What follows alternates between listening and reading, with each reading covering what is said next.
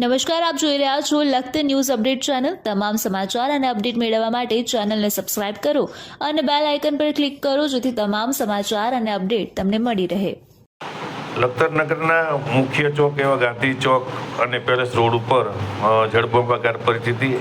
આજે સવારથી સાંજ સુધીમાં એક પણ વાર વરસાદ નથી આવ્યો, તેમ છતાં લખતર ગાંધી ચોકની અંદર વગર વરસાદે વરસાદી માહોલ।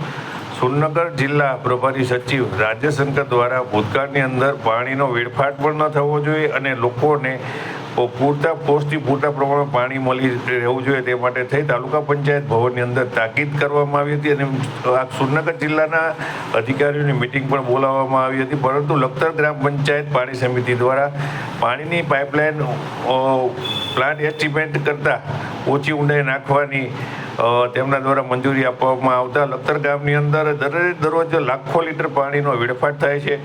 લોકોને પાણીમાંથી આવન જાવન કરવું પડે છે। સાથે આજે લખતર ગાંધી ચોકની અંદર પાણી ભરાઈ રહેતા શાક વેચવાવાળાઓને પાણીની અંદર બેસીને શાક વેચવાનો વારો આવ્યો હતો, ત્યારે લોકોની અંદર એક જ ચર્ચા ચાલી રહી છે કે લખતરની જે આ પરિસ્થિતિ છે તે જોવાનું કોઈ છે કે નહીં। લખતર ગામ આજે હેરાન થઈ રહ્યું છે, તેમ છતાં કોઈ પણ જે પદાધિકારીઓ છે તે કેમ કોઈ પ્રકારની કામગીરી કરવા દેતા નથી।